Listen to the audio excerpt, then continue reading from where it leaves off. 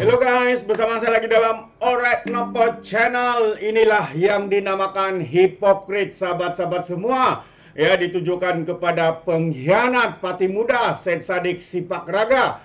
Ya, kalau sebelum ini di dalam satu sesi ataupun sidang media yang dilakukannya, kononnya kerajaan hari ini hanya cakap kosong. Ya, katanya Datuk Seri Anwar Ibrahim pernah membuat kenyataan pada awal bulan Mac ini untuk mereformasikan, ya, untuk membezakan, ya, dua kuasa ini, yaitu peguam negara dan juga pendakwaan pada bulan Mac. Tetapi katanya semua itu hanya cakap kosong. Semalam kita mendengar YB Azalina telah pun membuat kenyataan bahwa proses itu sedang dijalankan. Inilah yang kita namakan sebagai hipokrit. Ya, awal bulan 3 diumumkan, takkanlah bulan 3 itu juga terus selesai, ya, untuk membezakan, memisahkan dua bidang kuasa ini, sahabat-sahabat semua.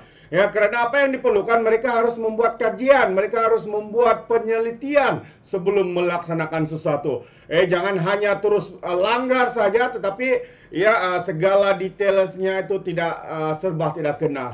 Jadi kita boleh nampak bagaimana hipokrit, ya, Syed Saddiq Sipak Raga ini yang hanya menjadikan isu ini untuk dianggap hero, tetapi sahabat semua, ini sebenarnya menunjukkan kebobrokan pemimpin ini. Dan hari ini sahabat semua, apa yang menarik juga adalah kenyataan terkini daripada Adam Adli, YB Adam Adli, yang mana menyekolahkan Syed Saddiq dan juga MP Machang yang sombong lagi angkuh.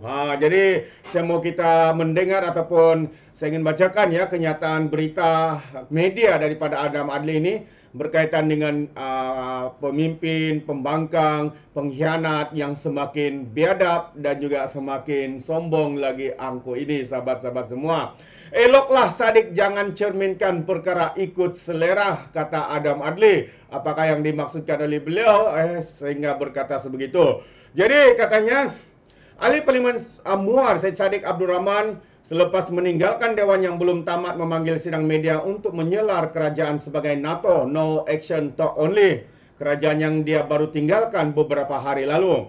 Ahli Parlimen Machang Wan Ahmad Faizal pula dengan gaya kebiasaannya sebagai seorang pakar istilah politik menangani kerajaan ini sebagai pengamal pork barrel politik ataupun politik tong sampah. Jadi kata Adam lagi, kedua-dua mereka pernah duduk bersama dan berasingan dalam kerajaan.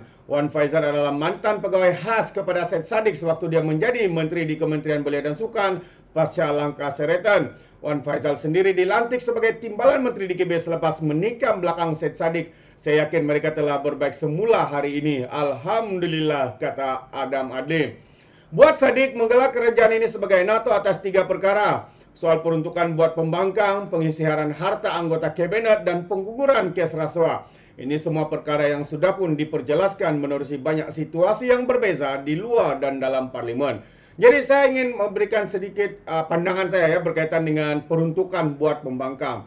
Ketika Muhyiddin Perikatan Nasional menjadi kerajaan, ya, mereka juga langsung tidak memberikan peruntukan kepada pembangkang yang masa itu PH-nya adalah pembangkang. Tapi ya masa itu juga Syed Saddiq juga sebagai pembangkang tidak pun, ya, mengeluarkan kata-kata seperti hari ini yang menganggap kerajaan NATO, kenapa kerajaan masa Muhyiddin menjadi melakukan perkara itu tidak pula dianggapnya sebagai NATO. Tapi hari ini karena kita nampak ketidakpuasan hati dan kita nampak Syed Saddiq memang tidak sukakan Datuk Seri Anwar Ibrahim untuk menjadi Perdana Menteri. Sama seperti Tun Dr. Mahathir, kemana jatuhnya kuah kalau bukan ke nasi, sahabat-sahabat semua. Inilah guru mentornya dengan mentinya. Itu dia. Jadi dalam soal pengisytiharan harta, Perdana Menteri Anwar Ibrahim sejak Januari lalu telah menyatakan ketegasan beliau dan mengkritik amalan pengisytiharan sedia ada sebagai sandiwara untuk gimmick dan dengan seterusnya mengarahkan agar mekanisme yang lebih telus dan menyeluruh disiapkan, bukan sekedar isytihar harta tanpa format dan khusus. Itu dia. Jadi tidak sekadar kenyataan media ia disepakati menerusi mesyuarat jawatan kuasa khas kabinet mengenai anti rasuah siri 17 bilangan 1 tahun 2023 yang dipengerusikan sendiri oleh Datuk Seri Anwar Ibrahim pada Julai yang lalu. Dua perkara lain pula pengurusan kes mahkamah yang tentu sekali saya yakin merujuk kepada kes timbalan Perdana Menteri Ahmad Zahid Hamidi berbanding kes ahli Parlimen Pago Muhyiddin Yassin telah dijawab dalam Parlimen hari ini secara terperinci oleh YB Azalina Othman Said atas kapasiti dirinya sebagai menteri yang menjaga undang-undang dan juga reformasi institusi, ditandai dengan komitmen kerajaan hari ini untuk memisahkan kuasa peguam negara dan pendakwa raya. Malah isu pelepasan tanpa pembebasan DNA Zaid juga telah dibawa kepada perhatian Jawatan Kuasa Pilihan Khas Parlimen selain bakal dijawab sendiri oleh Datuk Seri Anwar di dalam Parlimen hari ini, sahabat-sahabat semua. Di masa yang sama, dalam soal peruntukan buat pembangkang sudah berulang kali dalam Dewan diingatkan untuk mereka memulakan rundingan bersama kerajaan dalam soal tersebut. Langkah yang sama dibuat oleh Pakatan Harapan dalam penggal yang lalu. Namun sehingga kini masih belum disambut dan hanya berulang kali digunakan sebagai modal untuk bercakar dalam persidangan Dewan Rakyat dan kemungkinan juga sebagai modal untuk membohongi rakyat di kawasan masing-masing seolah-olah kerajaan ini zalim. Tertanya juga katanya, bagaimana dengan peruntukan di Muar yang sempat berada dalam blok kerajaan? Sudah habis dibelanja ataupun bagaimana soalnya lagi? Soal NATO ini eloklah Presiden muda itu jangan hanya cerminkan kepada perkara yang ikut seleranya.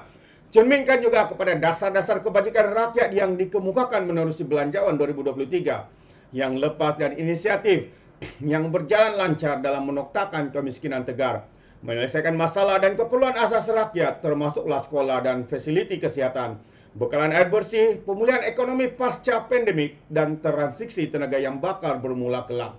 Buat Ketua Pemuda Bersatu, entah dari mana datangnya idea tong babi yang dinyatakan itu. Sedangkan kawasannya sendiri adalah salah sebuah kawasan yang turut menerima peruntukan besar mencecah RM1.44 bilion buat negeri Kelantan dalam bentuk infrastruktur asas termasuk jalan raya dan jambatan. Belum lagi dikira sekali dengan komitmen penyelesaian isu air yang turut mencecah berbilion ringgit.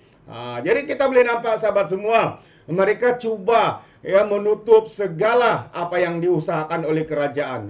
Demi apa? Demi mewujudkan persepsi kononnya kerajaan hari ini kerajaan zalim. Kononnya kerajaan hari ini kerajaan yang tidak bertanggung jawab, pilih kasih dan sebagainya.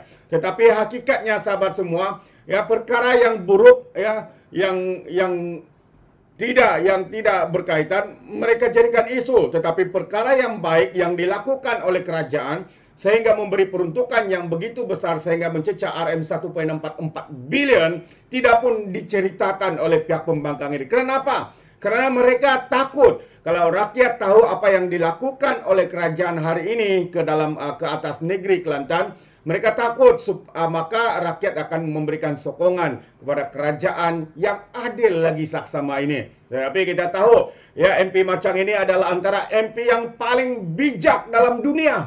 Dalam dunia sahabat-sahabat semua.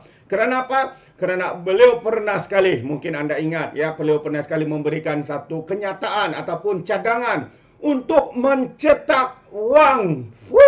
Itu dia kebijaksanaan daripada MP Macang ini. Cetak wang katanya untuk selesaikan masalah kurang duit. Dia mana punya otak dia belajar ini. Otaknya mungkin belajar daripada babi seperti idenya politik tong babi. Mungkin itu sebenarnya yang dia belajar.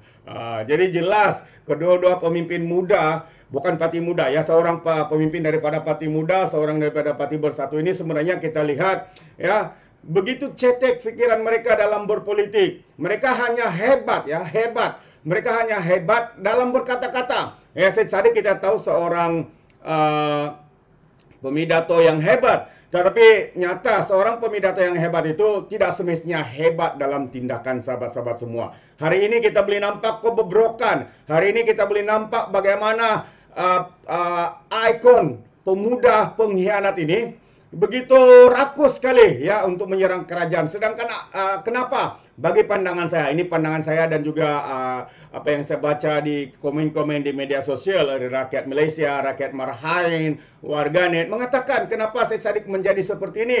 Mungkin yang pertama, ini bukan tuduhan ini kita punya pendapat dan pandangan rakyat Malaysia. Katanya Syed Saddiq cemburu kerana kesnya masih diteruskan.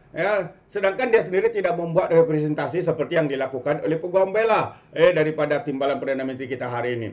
Dan kedua, kerana beliau tidak mendapat jawatan. Dan yang ketiga, karena beliau tidak diterima, ia tidak diterima untuk masuk dalam Pakatan Harapan. Karena kita tahu, ya, dan kebijaksanaan YB Rafizi dan juga pemimpin-pemimpin dalam Pakatan Harapan ini, ya, sebelum sesebuah parti itu masuk ke dalam gabungan, mereka harus teruji, mereka harus membuktikan bahwa mereka tidaklah seperti parti-parti lain yang mengkhianat, yang menikam belakang dan sebagainya. Jadi hari ini jelas sahabat semua, semua itu sudah menjadi kenyataan. Jadi syukur alhamdulillah karena parti muda ini tidak diterima. Kalau sudah diterima pastinya dia akan menikam dari dalam. Jadi hari ini tidak diterima, mungkin itu penyebabnya beliau berasa marah dan sebagainya. Akhirnya kita boleh nampak tindak tanduk tindakan ya daripada pemimpin muda ini sepertinya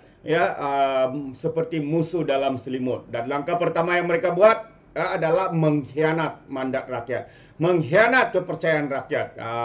Tetapi dengan egonya konon kalau mau suruh saya kosongkan kursi, cermin muka dulu. Itu antara kenyataan bodoh, kenyataan banggang daripada pemimpin ini.